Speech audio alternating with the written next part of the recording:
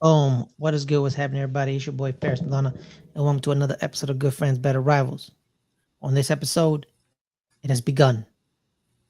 It is preseason week 1. We are doing a preseason preview today. The New York Football's Giants back. face. Can you let me finish the intro, please? All right, before you start yelling. No. All right, whatever. All right, but the point is this: football is back. Giants face the Carolina Panthers today, 4 o'clock Pacific, 7 o'clock Eastern, and the Dallas Cowboys face who, Caleb? The Jaguars, 2 o'clock tomorrow. 2 o'clock tomorrow, Jaguars. But without further ado, Well, like I said, his name is Caleb. Caleb, my right-hand man in this football season. How you doing, brother? I'm ready, man. It's football time. It's preseason, but I don't care because I'm excited. I get to watch the Cowboys play. That's good. That's good to hear. The Giants play today. So we're gonna it's kind of like a preview episode, training camp. It is what it is. People talking about how Daniel Jones struggled in joint practices against the Lions, but then like you over exaggerate him. Yeah, well, Dak Prescott led the league in interceptions, even though he missed 4 games. So that's also pretty bad. So point that out. Well, that's just a fluke. That was an anomaly. You say fluke. I say the we beginning have of the end. We have multiple seasons of Daniel Jones playing like crap. We have multiple seasons of Daniel Jones playing like crap. So yeah, we also have multiple seasons of Dak Prescott doing absolutely nothing. Empty calorie stats. What are you talking about? He wins a lot of games. He's won a lot of games. He has every single seasons he's played, he hasn't gone under 500. So I don't know what you're talking about. You want to know a player who's won a lot of games, Caleb? You want to know a player who's won a lot of games? Yeah, who's that? Kirk Cousins. He's won a lot of games. He's okay. Yeah, zip it. But on that note, Caleb, let's preview. He's okay. Tonight. I mean, he's not as many as Dak. I mean, he lost a lot of games in Washington, lost a lot of games in the Vikings, so not as many as Dak. You know what him and Dak have in common? I don't think neither one of them has a playoff win. What are you talking about? Dak has 2 playoff wins. Good point. I digress. He beat Russell Wilson and Tom Brady, so I don't know what you're talking about. Yeah, he did beat Tom Brady last year. That's true. That's a good point. Yeah. Tom Brady. Yeah, you're right. Good point. I retract my statement. You right. You guys did beat the Tampa Bay Buccaneers last year. Yeah, good for you. That's nice. And then decided to end your season off with your running back playing center. I remember that. Yeah, I remember that. Yeah. Well, that guy's gone. We call that play. So yeah, the guy who called that play is gone. So all right. So enough of the hateration on each other's dancery. Okay. All right, that's all we're doing now. But let's preview today's game. We're against the Carolina Panthers. We're going to be seeing Bryce Young up close and personal. We're going to see Daniel Jones off of his big contract. And Saquon Barkley. We're probably not going to see Saquon Barkley. But they're pretty much Caleb. We're going to see. I'm going to be watching all the rookies. And the rookies, I'm not going to really watching Isaiah Hodgins. I don't really care.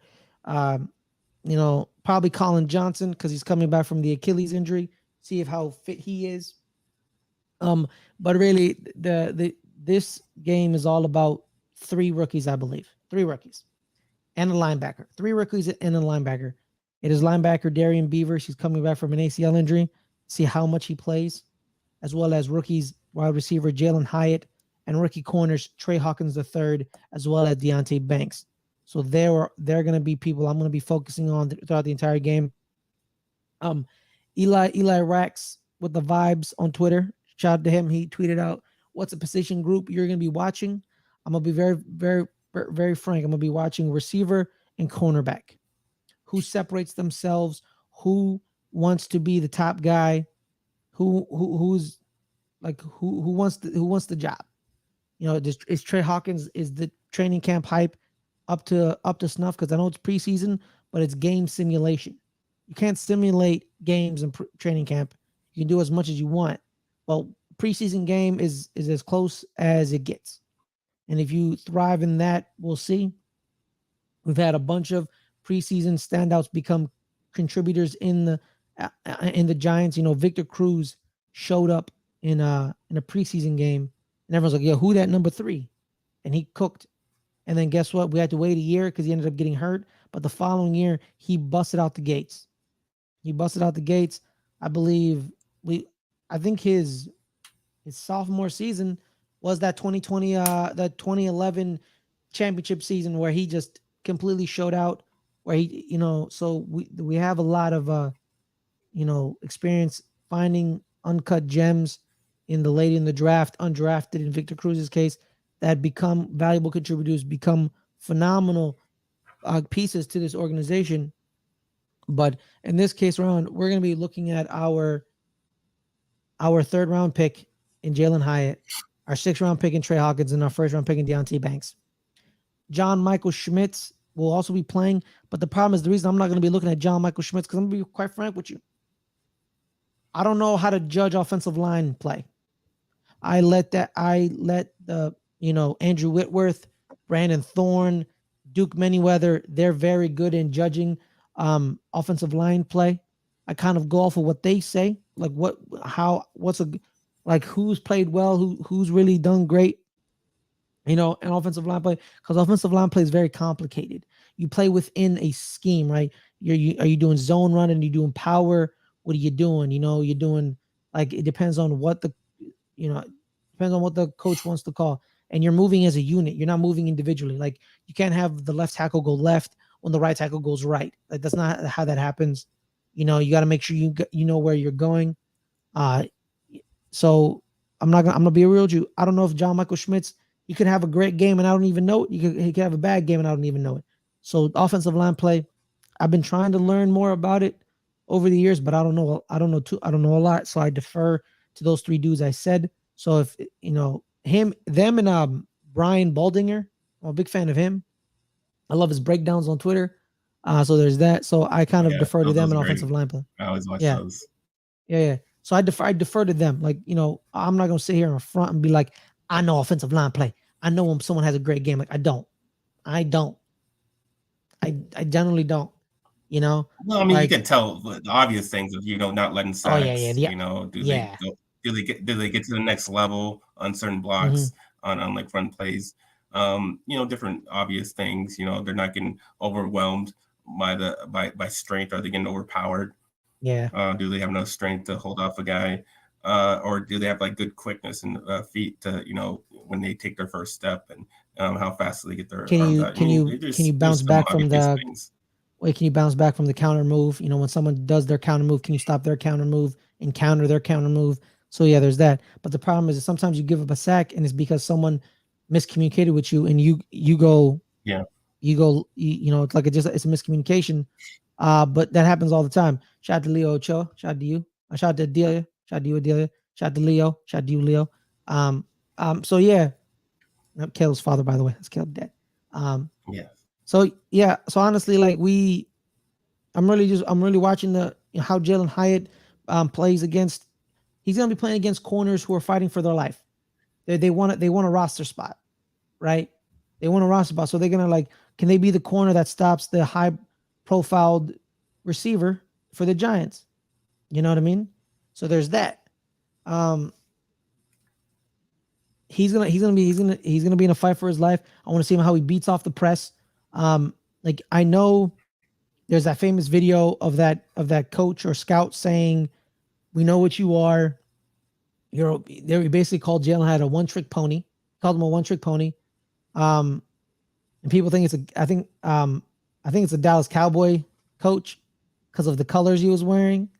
The color of your hat, to be honest. So there's that. But I want to see if he can grasp the route tree of Brian Daboll. That's the key. Like you say you can run routes, and I believe you because I know what Josh Heupel likes to do in college. His route tree is very minimalistic, very dumbed down. It's a lot of verts, a lot of posts, a lot of slants. And Jalen Hyatt was told, run a go, run a slant, run a go, run a slant, run a post, run a corner. Like he was told to only do like those. And he had 6 catches for 5 touchdowns and 256 yards against Alabama. That happens. So I want to see him. Can he, I just want confirmation. I believe it, but I want confirmation. It's what it is. I'm excited for him. I invested in his jersey, so I hope he's there for the next 15 years. The jersey that price would be amazing. So there's that, and the cornerbacks. For years, Caleb, I get on this show. I've been talking about it offline, online. We haven't had a cornerback 2 in like years. In years, we had James Badberry, then we replaced him with Dory Jackson. Our cornerback 2 was like either Sam Beal or Corey Ballentine. We never had a cornerback 2. Exactly. Who? By the way, Corey Ballentine, fun fact about Corey Ballentine, he's also an Old Dominion corner, which is what Trey Hawkins III is. He's from Old Dominion as well. So there's that. So him and Deonte Banks, who wants cornerback 2? Who wants cornerback 2? And then Cordell Flott. I'm still high on the kid. Deonte Banks for that reason. I mean, he's supposed to know that role. No, well, Deonte Banks, no, incorrect. Deonte Banks was drafted as a future number 1. Let's see if he can be the number 2. But sometimes, Well, that's what I'm saying. If he's drafted to be the number 1, you kind of hope that he at least is the number 2. Well, in this sense, I think Deonte Banks was drafted because of his skill set. He's very raw, very athletic, right? But there's times where, I think Bobby Skinner, Talking Giants, talked about how he wasn't very good in joint practices against the Lions. He used the words, he was garbage.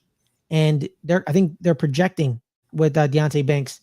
We're projecting his skill set to be cornerback 1, but in the moment, could the 6th round pick be a more refined cornerback 2?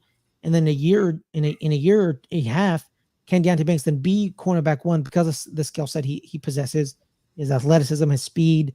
We'll see. And then still have Trey Hawkins as cornerback 2. So there's that. But that's pretty much all I'm really looking forward to in the preseason game. There's nothing really much to say until we actually watch the game. Previewing is previewing. Previewing without information really isn't much to go off of. But that's my 2 cents of the Giants. Caleb, what about you? About the Cowboys tomorrow against the Jags? What are you looking forward to? The battle of the Jalen's, Jalen Tolbert and Jalen Brooks, 3rd round pick versus the 7th round pick. They kind of really look similar. Jalen Tolbert has to bounce back from his non-existent season that he had, and then Brooks coming in here, rookie, trying to make his way on the team on that pretty stacked receiving core. He has to fight through with all those guys in front of him, with Gallup, CeeDee Lamb, Cooks, and Turpin, and Fehoko, and then the Jalen Tolbert. So he has to battle. That's why it's the battle of the Jalen's, because I think it's really his spot that he's trying to battle it out with. They've been looking pretty good, both of them. Definitely Tolbert's been looking at least making more plays than he did last year. So we'll have to see. We'll have to see them in the real game. What do they look like, and do they make any big plays that make them stand out from each other? And we'll see throughout these 3 preseason games. I think they're going to play a lot in these games, and we'll see who takes that win, as well as our right off the side of the offensive line. Without Zach Martin there, it's a big hole to fill. He's just making kind of. First of all, I thought the Cowboys had the leverage because you saw that the Cowboys did what they could. I mean, they paid him. They did what they had to do. When they gave him the contract, made him the highest paid guard. They made him the highest paid guard in the NFL. Yeah, but he comes out. He wants more money, and now it's kind of shifting where he kind of when it's getting closer and closer to the season, and we're still without him. It kind of leans towards him with a little bit of leverage because that right side is not looking too good, especially now that we just got an injury to that right guard spot with Chuma Edoga, who we signed in free agency. At least to have some depth in that position, and he goes down with a knee injury and he was carted off the field. Don't know how long he's out for, but that doesn't look good when you get carted off the field. So that's pretty bad. So like I said, we're gonna need to see some guys step up in that position, whether it's um, uh, Josh Ball that's gonna go down to right guard, which is pretty crazy because that dude is really tall, and he's tall because he played tackle, and then he goes down to right guard. So it's a different position for him, and it's weird to see kind of like that tall of an offensive guard, as well as Austin Richards filling in at that spot. So we'll have to see which one does better there, because that right side it's not holding up too well, and without Zach Martin there, it's going to be bad. It's going to be bad. It's going to be a bad time for us. Mm-hmm. And then also some of the rookies, just excited to see the rookies come out and play a lot and see what they can do, especially with the new Schoonmaker just made his way into practice. He was been hurt for most of the training camp, and he's gotten in there for the last couple practices. So we finally got to see him. But I do really want to see on the defensive side Eric Scott Jr., because I heard a lot of praise that he's making some good plays. And then also DeMario Overshown, he made a great interception to one of the practice. They showed like a live practice last Saturday, and then it was DeMario Overshown that kind of showed up and made an interception. So yeah, he was looking pretty good. So I'm excited to see those two guys see what they can do. And also Monty Smith. Monty Smith, he hasn't shown that he's gonna start over Jonathan Hankins. I think Jonathan Hankins will be starting, in game one over Mozzie Smith. Mozzie's still trying to make his way. You could definitely see the power with this guy. I mean, this dude is strong. This guy's overpowering the guys. Just in the other stuff that Jake gets a little more experienced at, and how to get, rip through blocks and stuff like that. It looks like Jonathan Hankins probably will end up starting over him. So I think Smith will get a lot of the time playing in preseason to see if he can show what he can do there. And just the backup quarterback spot. Obviously, Cooper Rush got a contract to sign back with us to be that backup. But Will Greer always looks better than him in practice. Like Cooper Rush never looks good in practice. He always looks terrible for some reason. But he obviously goes into the real games, and he won 4 straight there. But Greer always looks better than him because it just seems like he could do more. He's more mobile than Rush. So if he just and then he kind of Rush only kind of got the spot because Greer kind of got hurt in the end of the last preseason. So Rush got the spot there. But hey, Greer can show a little more. I'd like to see what more experience has done for him, and maybe he can look even better going forward. And then the kicking, we got rid of our one of the kickers, Vizcaino, because in practice they did one of the practices. Both of them were pretty bad. One was just better than the other, and Brandon Aubrey made more field goals than the other, but it still didn't look good, and it definitely was terrible for Vizcaino, so he got the boot. So we got down to one kicker, right, with Brandon Aubrey. I still think that's the final, he's got the job. I think he needs to show it in the games to really find his way onto the roster, unless we just got to go after a veteran and sign someone, because this kicking situation it's a pretty scary. But maybe we'll have to see in the preseason if he can make him. Hopefully it goes perfect and everything is all good there. But that's what the things I'm focusing on in this Jaguars game on Saturday. Well, Kev, you actually, thank you for bringing up the Zach Martin situation, because it kind of popped into my mind. The offensive line of the New York Giants, Evan Neal is injured. He has a concussion, so he probably won't be playing today. So they'll probably, slow playing him back into the lineup because of the concussion, as well as the battle for guard. Who's going to be the guard? Ben Bredesen is the leader in the clubhouse in the guard battle, as well as with Joshua Nzudu, as well as Mark Glowinski. So like those three. And then, what is Marcus McCathan going to do? Marcus McCathan was one of the rookies last year that tore their ACLs. So there's that. Like, what's that going to happen? Like, who's going to be in the running for the guard spots. So there's that. But I think Bredesen is going to be our starter somehow. Either him and Azudu start, or it's him and Glowinski. But it's definitely going to be Ben Bredesen that's starting at guard. But also, too, Caleb, thank you for bringing up defense as well. Linebacker, too. It's not been looking good. And in certain videos of I'm seeing Bobby Okereke get beat by running backs. But the thing is, I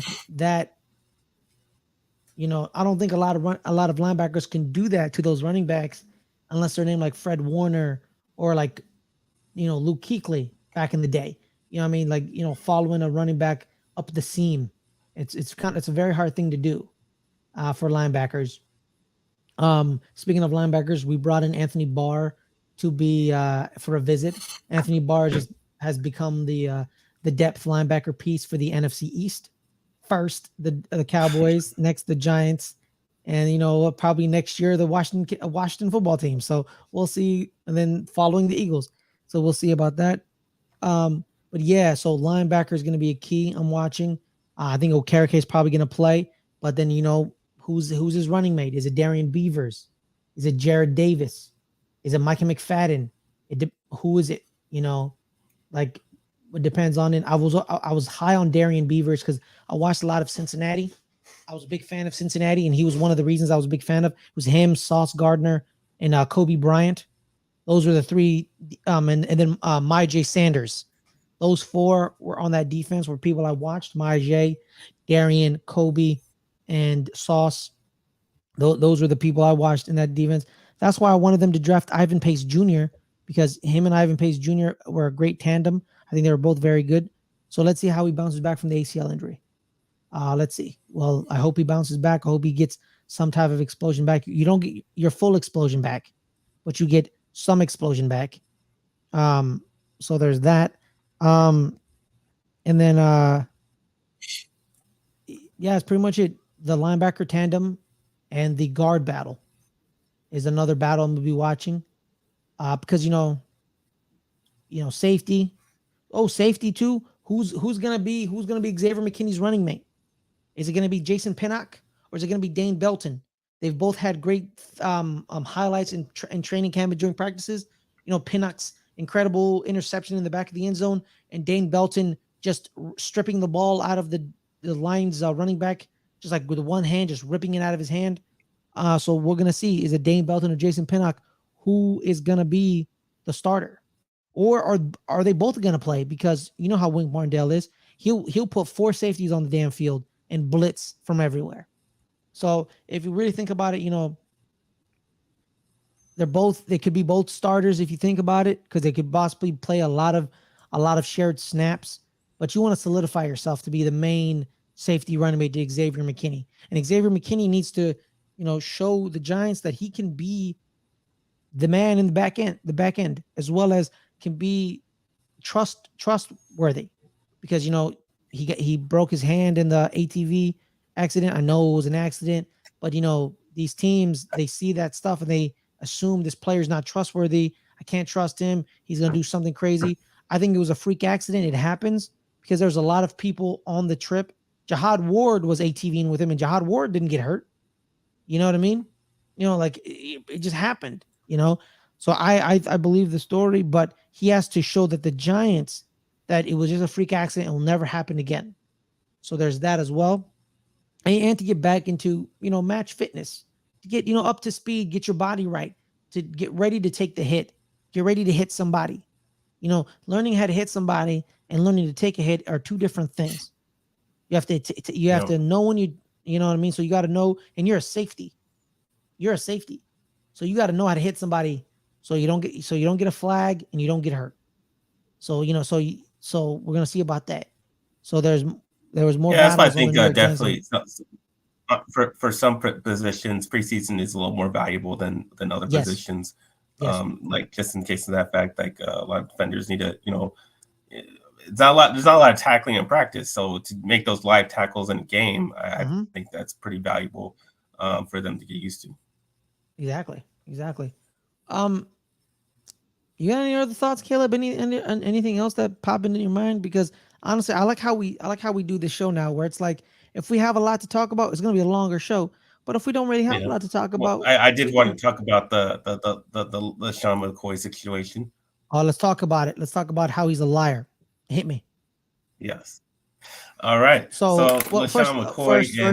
Okay. First, let me before you go into it, let me set the stage for you. Let me set the stage for you. Well, I was going to set the stage. Yeah, no, but I do it better. Let me do it. I got you. But I do it better. I do it better. Okay. I do it better. All right, LaShawn McCoy, one of the co-hosts of Speak on Fox Sports 1, FS1, was invited to a Cowboys training camp by local Cowboys journalist and David Hellman, I believe. I think David Hellman also was there. But Caleb, the invitation was there. He put a photo on the internet about him being there, but that photo doesn't tell the full story. Caleb, hit me with the full. Hit me. No, so both him and what's his name, Manuel should both go to practice. Manuel should used to work for the Cowboys as a media guy before he got the speak job. So they go down to Oxnard, which they said it. First of all, they said it took 4 hours. Like, how? I mean, isn't there a studio in LA? Like, how does it take 4 hours to get there?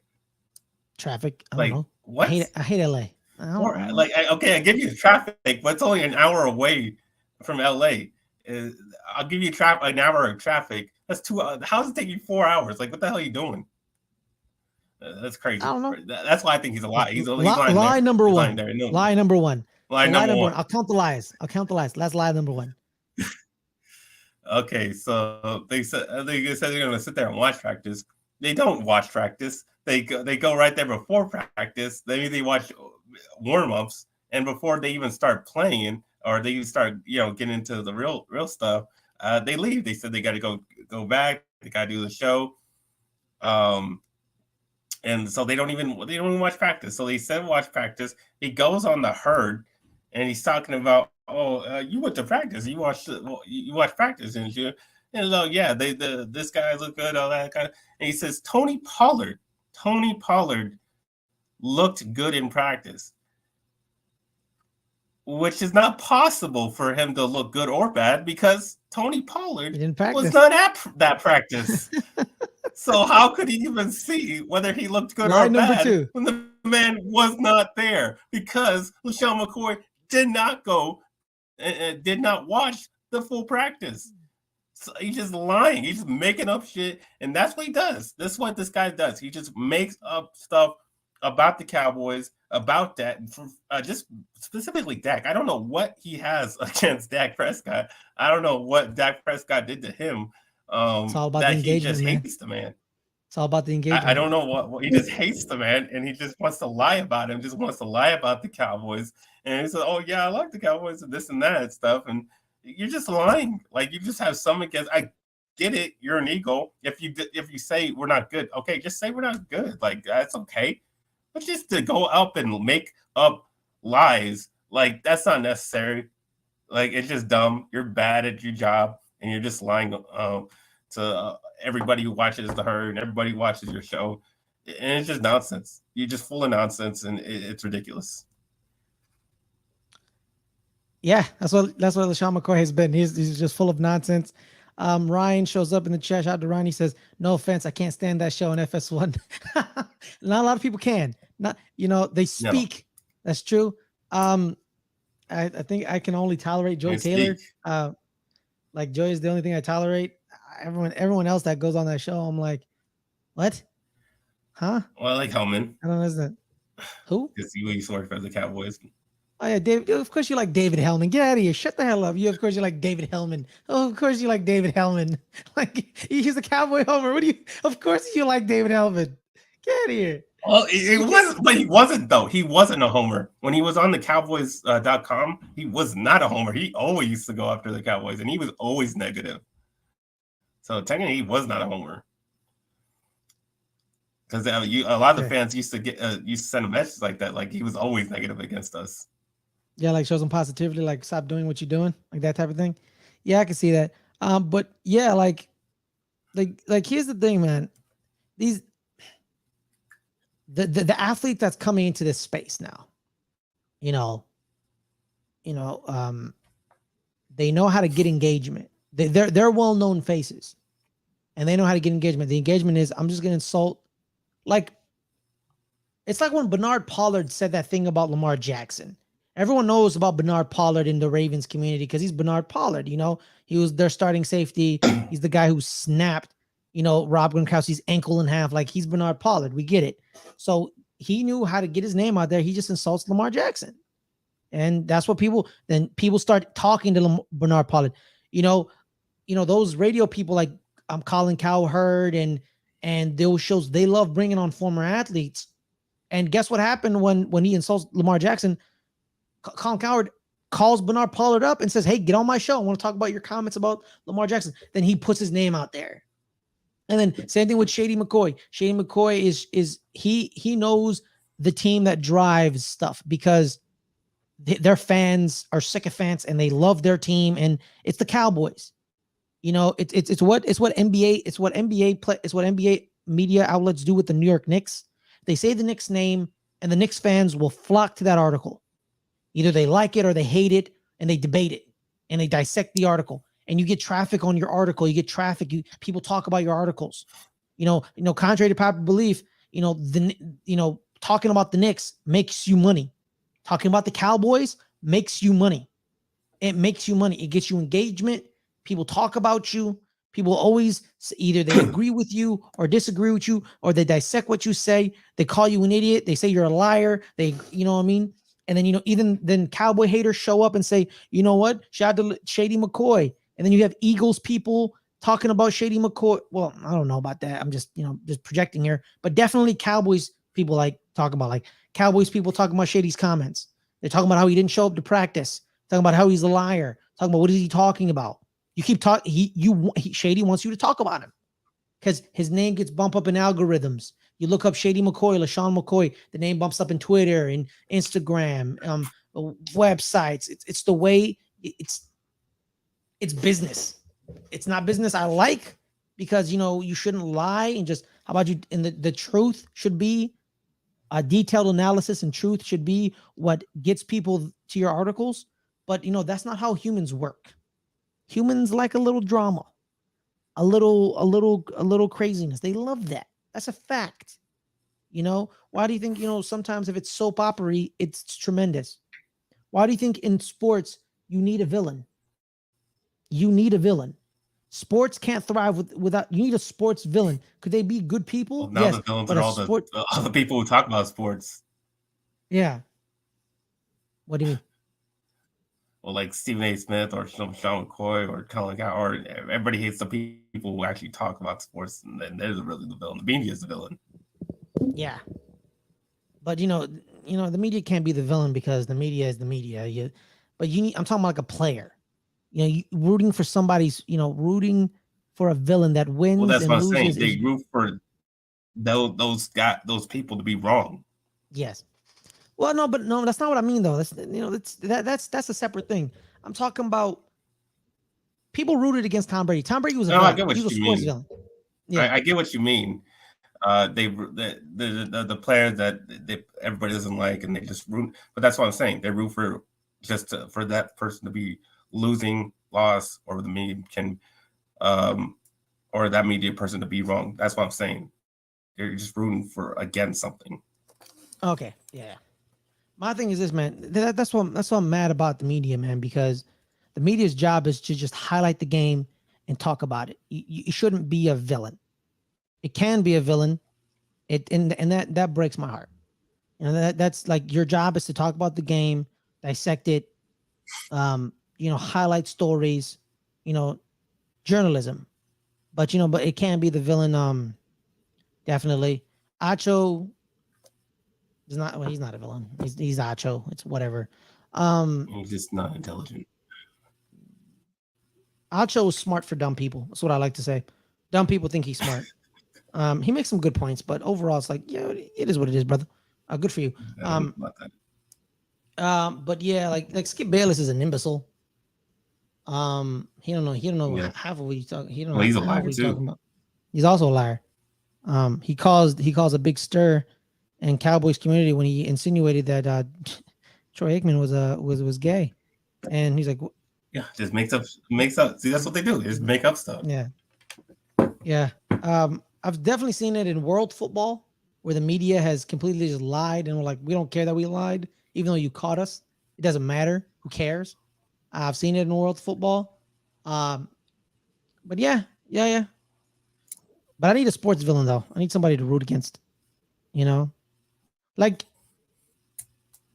yeah, I need a sports villain. That's not a media member. I don't care that a media member is a sports villain. That's what I'm saying, because there isn't really that guy that everybody just collectively. I mean, there's certain guys, there's a couple of guys, but there's not a lot of those guys that you say like everybody hates this guy. Because sometimes a lot of those guys, there's a lot of guys who people love them. There's not like one guy that just everybody hates, and usually that's usually a media member and just is always talked about badly and nobody really likes, but. Yeah. Somehow they still watch them and they still get viewers. So. Yeah.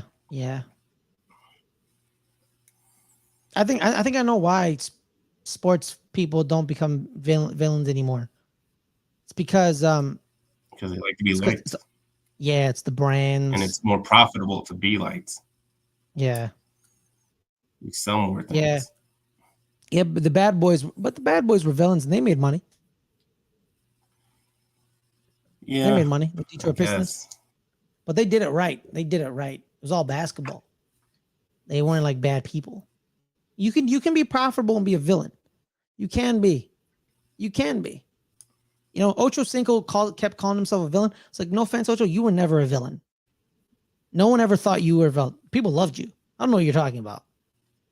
Like Ocho Cinco talked about why don't, like, I was a villain. I was like, no, you weren't. Who called you a villain? You loved him. A lot of people love Chad Ochocinco. A lot of kids love Chad Ochocinco. The entire city of Cincinnati loved Chad. Who didn't love Chad Ochocinco? Like, people loved him. People were annoyed by him, by his antics. Oh, you mean the antics that now people do all the time? He was just I don't really see anybody wearing a Hall of Fame jacket on the sideline. Oh yeah, that probably was a little too far. That was probably too far. Who's Sammy? Ryan says Sammy has a very gummy smile. Who's Sammy? I don't know who Sammy is. I don't know who Sam is. Say, who's Sammy? Ryan, who's Sammy? Tell us who Sammy is. I don't know. Talking about Sam Macho? Oh yeah. No, well, that would be his brother, so I don't understand. Sam Macho. They call him Sacho. Stupid.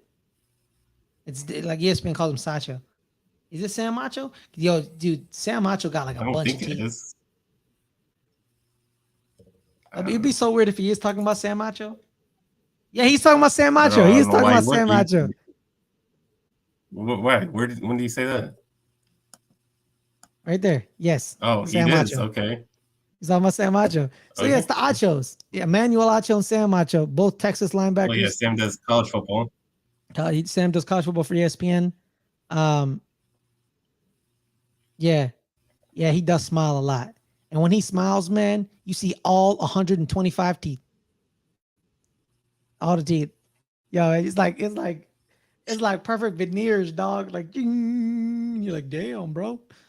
I need to call your dentist to fix my teeth. But yeah, without that, that's it. Shady McCoy's a liar.